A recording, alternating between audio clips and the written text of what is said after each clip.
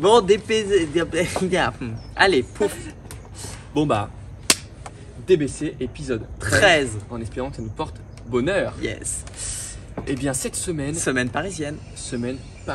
The chic Parisian. Avec une petite surprise, on s'est fait un autre duo père-fils. Mais comment il est arrivé ce duo père-fils? Eh bien on avait déjà donc dans notre organisation de nos rencontres du bien commun, dans le trajet, qui à l'air de cette vidéo est peut-être publié ou sera publié bientôt, enfin j'espère. On s'y perd un petit peu. Ouais, on s'y perd un petit peu entre le montage, le tournage, le machin, enfin bref, mais bon, soit c'est bientôt, soit c'est avant, voilà. En tout cas, l'idée c'était de rencontrer le père que je connaissais, Étienne Hirschauer, que vous allez voir, parce qu'il dirige cette association qui s'appelle Ecoder, rien ne se perd, tout se transforme.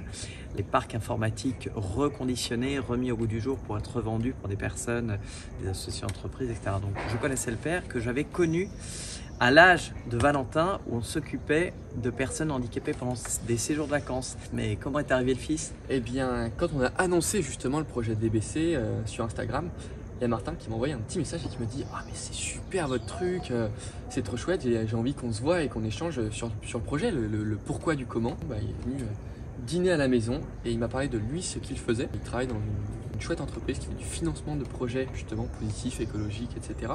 Et il se trouve qu'il fait aussi bénévolement des maraudes toutes les semaines. Et donc il m'a parlé des maraudes qui était quelque chose que je ne connaissais pas forcément. Il m'a expliqué ça et je lui ai dit mais c'est juste extraordinaire, ça c'est juste hyper bien commun. Et donc je lui ai dit bah c'est super chouette, est-ce qu'on peut en faire avec toi? Parce qu'on va monter à Paris, en plus on va voir ton père.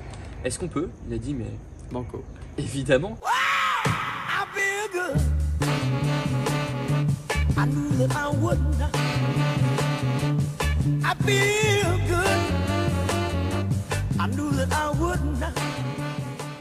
Généralement, ça dure entre 2 et 3 heures. On fait toute une partie en itinérance en fait. On part d'ici, on va jusqu'à l'église de la Madeleine. On repique vers Opéra pour finir en fait au niveau du stadium. Il y a une petite rue piétonne juste là. Et en fait, l'idée c'est de fonctionner un peu en hybride. On fait toute une partie du coup vraiment, on est en itinérance, on va voir les gens là où ils sont. Au début de la soirée, c'est plutôt là où ils font la manche. Fin de soirée, c'est là où ils dorment. Et à la fin, en fait, c'est eux qui viennent vers nous justement au niveau du stadium là-bas, puisqu'en fait, on arrive à la fin d'une distribution des Restos du Cœur. Exactement, pas le mardi, malheureusement. Ça va être un peu une nouveauté, on va voir s'il y a des gens qui viennent à notre rencontre à ce moment-là. Et sinon, en fait, ça matche bien parce qu'on arrive à la fin de la distribution des restos. Eux, ils ont leur dîner, ils viennent faire leur design time un peu avec nous et discuter. Donc là, pour le coup, on est en mode tendre. Voilà, ça s'est totalement improvisé au fil des semaines parce qu'en fait, au départ, on venait là juste pour voir s'il y avait des gens à qui parler. Et on a du coup mis en place ce petit parcours-là pour avoir aussi des habitués qu'on retrouve toutes les semaines. J'allais faire la connaissance du coup de certains. Si tu connais déjà et voilà. Ils t'attendent. Et on se donne rendez-vous en effet, quasiment. Et ouais, on a des prénoms, on reprend les discussions déjà. Ouais, exactement, c'est cool. C'est toujours assez agréable. Ce que je peux vous dire, sinon il n'y a aucune expertise de la maraude, rien du tout. Vraiment pas. Et c'est pas de la fausse modestie, rien du tout. C'est ton première vécu, règle, quoi. c'est juste se mettre à hauteur des gens qu'on rencontre. C'est pas toujours facile niveau squat et genoux. Donc soit vous mettez assis, vous dites adieu à votre beau postérieur et c'est pas très grave. Soit vous mettez à genoux ou accroupi. Les gens qu'on rencontre qui sont debout, on peut rester debout. Si vous vous sentez plus de vous mettre debout, juste vous reculez d'un pas, histoire que vous ne soyez pas en mode descendant. C'est tout le principe de la relation qu'on essaie de créer, c'est qu'on soit au même niveau. C'est pour ça d'ailleurs qu'on ne donne pas grand chose au niveau café et thé, c'est de dire, voilà, c'est la porte d'entrée à la discussion, après on discute. L'idée c'est que du coup, on ne soit pas dans une sorte de quête perpétuelle, d'aller chercher quelque chose pour eux, etc. Quand il y a un besoin ponctuel, style un pantalon et des chaussettes, et qu'il y a une friperie à côté, on y va avec plaisir. L'idée sinon c'est de rester dans le plus simple, pour échanger au plus simple et au plus direct. Ça c'est la première chose. Deuxième chose, c'est essayer un point de sortie visuel. Donc quand on est 4, 2 d'un côté, 2 de l'autre, comme ça en face de lui, il a la place de prendre un peu l'air visuellement. C'est tout. Vendu. Aucune autre règle. Juste évidemment, mais ça vous le sentez. Du respect. Il y a pas voilà, du respect. On ne va pas agresser les gens, essayer de leur parler s'ils ne veulent pas nous parler. Et pas de questions tabou entre guillemets au début. Ça vient assez naturellement en fait. Il y a des sujets de pluie et de beau temps qui viennent très très naturellement sur le tapis. Et puis je dirais que 80% du temps, c'est eux qui entament la conversation. Juste avec du temps à donner. Ouais. Voilà, c'est ça le délire. C'est ça qui me fait kiffer. Bah ouais, donner du smile, faire des échanges. C'est ça. Dans le plus simple pareil, quelque part. On est parti? Impeccable, on est parti. Magnifique.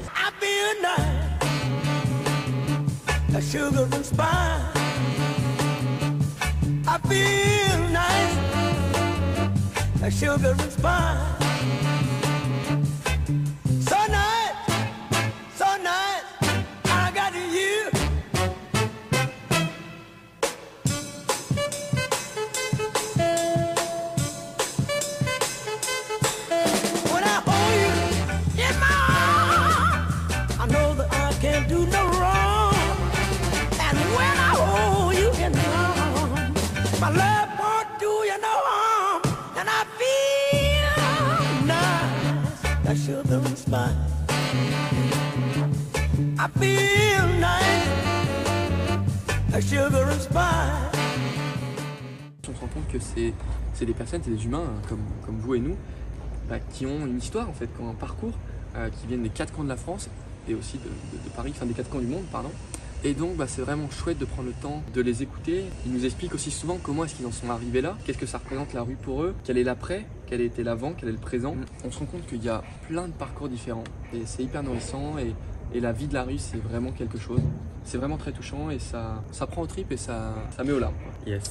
Ce que je voulais dire, c'est que la maraude, c'est un petit peu comme notre projet Destination Bien Commun. C'est en fait l'essentiel. Nous, on vous montre bien sûr des initiatives positives, mais l'essentiel du projet, c'est justement de transmettre du sourire, du smile, d'apporter de la positivité. Et en fait, c'est le principe même de la maraude. Le principe de la maraude, et c'est ce que nous a dit Martin, c'est d'aller juste échanger avec les gens pour en fait en ressortir du sourire, quoi, tout simplement. Et en fait, je pense que c'est le plus important dans la vie. Dès qu'on voit la vie du côté positif, qu'on a le sourire, malgré tout ce qui peut nous arriver, on s'en sort toujours. Et puis ensuite, le lendemain, on est allé voir donc Étienne. Étienne. Pourquoi est-ce qu'on a choisi cette rencontre? On a choisi Ecoder évidemment parce qu'on est dans 3 thématiques du bien commun. Dans la solidarité, c'est des personnes en situation de handicap psychique qui ont besoin de travailler, qui ont besoin de donner une utilité à leur vie, le font d'une manière très efficace par ce qu'elles font, parce que les personnes qu'on a eues sont des personnes attentives, dédiées, etc. En autisme, etc. Plein de maladies, mais qui est finalement des maladies transformées en quelque chose de positif. Donc ça, c'était l'évidence de la rencontre. C'est un super projet entrepreneurial, parce que cette entreprise, elle doit être rentable. Et puis la deuxième chose, c'est l'écologie, un thème qui vraiment me parle beaucoup, le Robin des Bois que je suis. La culture du déchet, qui n'est pas une bonne culture. Des plateformes qui vont se créer, une sorte de marketplace, qui vont mettre en relation ceux qui vont générer des déchets et des upcyclers comme nous qui ont envie de récupérer ces matières, ces déchets. Transformer et redonner une nouvelle vie, reconditionner, c'est vraiment tellement précieux, on a tellement besoin. Donc pour moi, c'était fondamental de présenter cette initiative à laquelle je ne vois pas de défaut. Notre notion, c'est le partage. Et bien ce bien commun-là, là aussi, il fallait l'aborder. C'est ça. Donc on vous laisse, découvrir et puis on reparle tout à l'heure.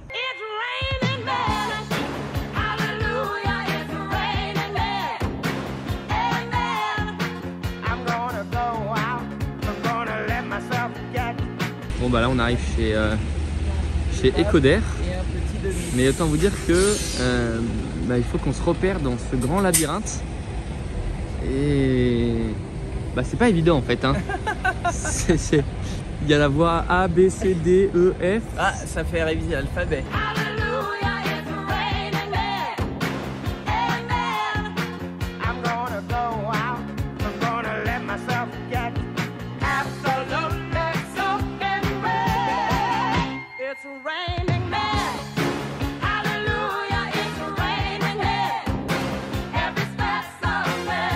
Quel beau bureau!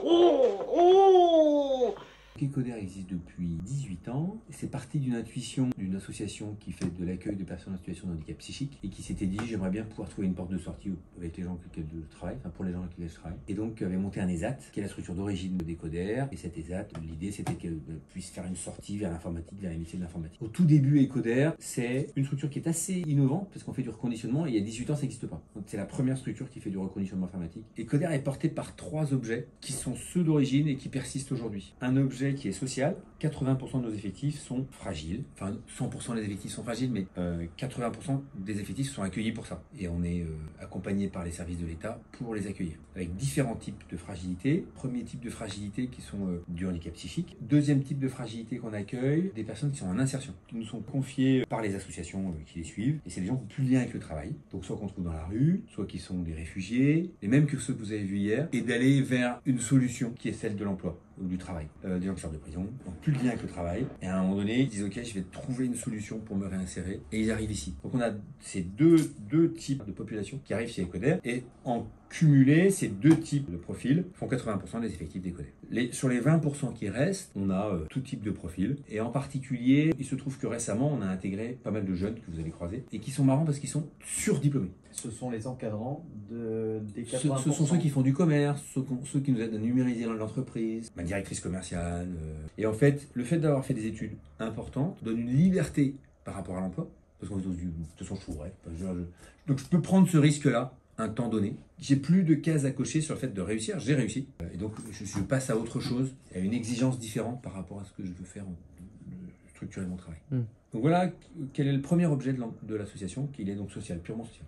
Deuxième objet de l'association, qui est notre objet économique, on reconditionne du matériel très fortement teinté d'écologie. Donc en fait, on collecte du déchet et on en refait du matériel qu'on va revendre et dont on va tirer profit. On a une perspective sur ce sujet-là, qui est le réemploi. En fait, si on pousse le bouchon jusqu'à le maximum, Tu pousses le bouchon un peu trop loin, Maurice. de notre capacité à réemployer le matériel qu'on collecte initialement. Des gens qui font de la collecte de déchets, des gens qui font du recyclage, c'est-à-dire qui vont prendre cet outil et puis le dépecer et puis en tirer la matière qui convient et réutiliser la matière. Nous, on est vraiment dans une perspective de réemploi, donc on va réparer. On a un outil, un objet, et on va le réparer pour pouvoir le revendre, le remettre sous garantie et en refaire un objet qui va reduire. L'idée étant qu'écologiquement, c'est sans doute plus responsable de réemployer que de détruire pour réutiliser et reproduire. C'est toujours plus responsable de réutiliser la matière que de reproduire de rien, de matière première qu'on va tirer de la terre. Mais nous, on pense qu'au-delà de ça, l'exigence qu'on doit avoir, c'est d'aller réparer, reconditionner, réemployer du matériel qui existe déjà. Troisième objet,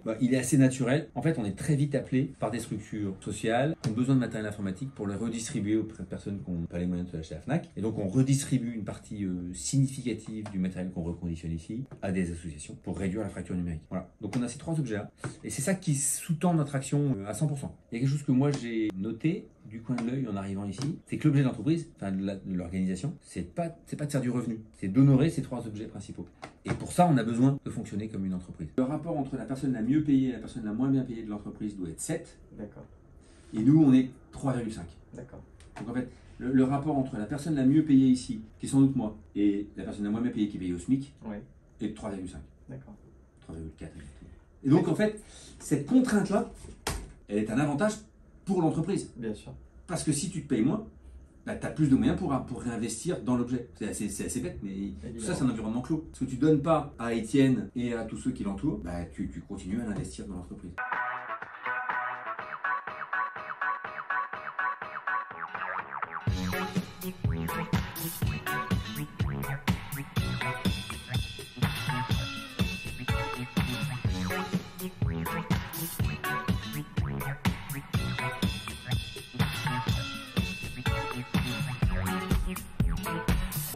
Donc on fait ça. On fait Blanco aussi. Ce qu'on appelle Blanco, c'est effacement sécurisé. C'est-à-dire que ça permet d'effacer toutes les données d'une façon définitive. D'accord. On ne peut plus après revenir en arrière. Ok. C'est pour sécurité. Work it, make it, do it, makes us harder, better, faster, stronger. More than power, never. Donc, bloc de réanimation. Au bloc de réa, ouais. Là, on est en train de bouger. Donc, ici, normalement, il y avait des armoires avec tous les morts. D'accord. Oui, les morts dans le coma. Les morts plutôt dans le coma. Le coma prononcé. Ouais, coma prononcé fort. Harder, better, faster, stronger.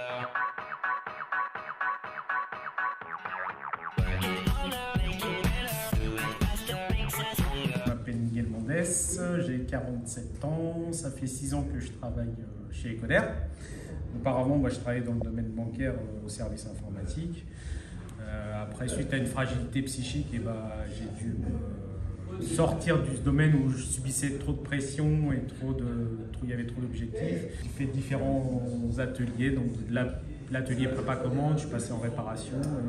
Je suis quelqu'un qui a envie d'apprendre et envie de polyvalent. Voilà. Ce qui est bien, c'est que ici, depuis que je suis là, c'est qu'on est tous logés à la même enseigne. En fait. Chacun apporte ses compétences. C'est vraiment une société où on s'entraide. On apprend d'autres gens. Ça m'a permis de découvrir d'autres métiers, des réparations, puisque je fais partie d'une association qui est Repair Café Paris. Et même si je suis capable de réparer des choses, en fait, on en découvre tous les jours.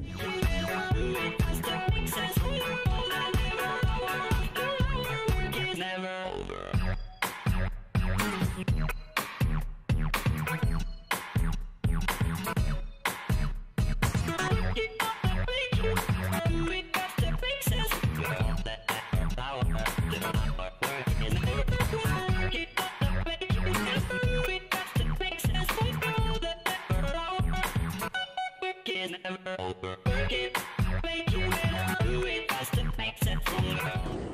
fait de l'insertion. C'est une super vidéo. On leur donne nos cartons fournisseurs et ils viennent nous livrer ça. Ah ouais, tu leur donnes les ça. cartons qui arrivent pour pas les gaspiller, ça Exactement. part, ils le transforment en matière. Génial. Eux, ils en font ça. Même la truc est belle, tu vois, c'est pas en plastique, c'est...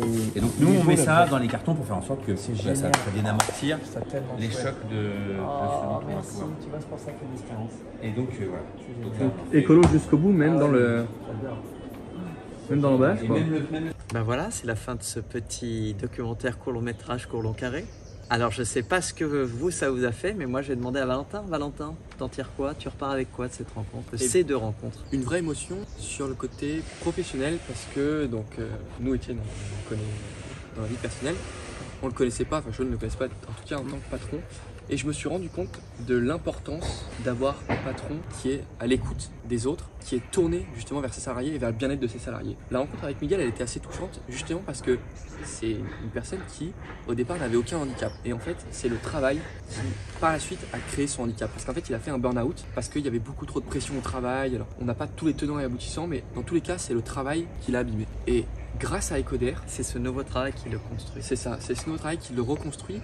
Parce que c'est une vraie belle entreprise dans laquelle il se sent bien. Il dit, moi je suis content maintenant d'arriver au travail, de me sentir utile et de me sentir bien sans avoir cette pression constante. La boule au ventre. La boule au ventre. Et on a eu beaucoup de retours nous disant, Étienne, c'est vraiment un mec super, c'est un super manager, il est là, il prend... Et on le voyait quand on se baladait dans les couloirs, il va voir tout le monde, il demande à tout le monde comment ça va, il prend le temps de les écouter. Et en fait, c'est super important. Et je pense que c'est une belle leçon qu'on peut retenir dans la vie de tous les jours. Moi, par la suite, dans les entreprises dans lesquelles je voudrais travailler ou si je construis aussi mon projet, c'est de me dire toujours, est-ce que je me sens bien dans le travail que je fais tous les jours? Est-ce que je me sens bien avec mes équipes? Est-ce que je me sens bien avec mes supérieurs? Et si moi, par la suite, je dois manager des équipes, c'est est-ce que je le fais dans la bienveillance? Et ça, je pense que c'est vraiment super important. Et je suis très heureux de voir qu'il y a des entreprises, des associations comme Ecoder qui s'occupent de personnes justement qui ont besoin qu'on les écoute, qu'on prenne le temps pour elles, qu'on les accompagne et des personnes qui sont aussi en situation de handicap, donc pour qui il faut trouver aussi la place et on leur trouve une place justement. Ça, je trouve que c'est vraiment touchant et une belle leçon. Et toi? Alors, il y a tellement de choses, je vais essayer d'être synthétique. Moi d'abord, on a déjeuné après avec Martin qui nous a rejoints et du coup on a déjeuné père-fils. Et ça, le duo père-fils, on le vit au quotidien et j'espère qu'on vous le transmet. Je vous souhaite vraiment de vivre cette expérience. C'est beau de voir cette transmission. On est différents mais on est porté par quelque chose et ça m'a touché au cœur. Tu l'es touché dans le cœur. Vraiment, c'est... Parce que, il faut le dire, tout n'est pas rose dans la voiture, même entre nous. Mais en fait, c'est ça qui est pas grave en fait. L'essentiel, c'est de se dire, même s'il y a des hauts, des bas, des choses, etc., on peut dans tous les cas construire quelque chose de chouette et vibrer pour les mêmes choses. Donc voilà, donc en tout cas, on espère que vous avez autant aimé que nous cette vidéo, ces belles rencontres, ces belles initiatives. Et puis on vous retrouve... Discutez-en, en famille, en amis, au boulot. Et vous, ça sera quoi votre smile du bien commun? On vous retrouve bientôt dans les prochaines vidéos. Likez, partagez, commentez, donnez-nous vos avis, vos interrogations. Voilà, vos retours sur ces belles expériences. Et comment est-ce que vous aussi, vous avez envie de donner du smile aux gens? Et attention à vos pannes d'essence. On vous aime. Ciao, ciao. Ciao. Okay.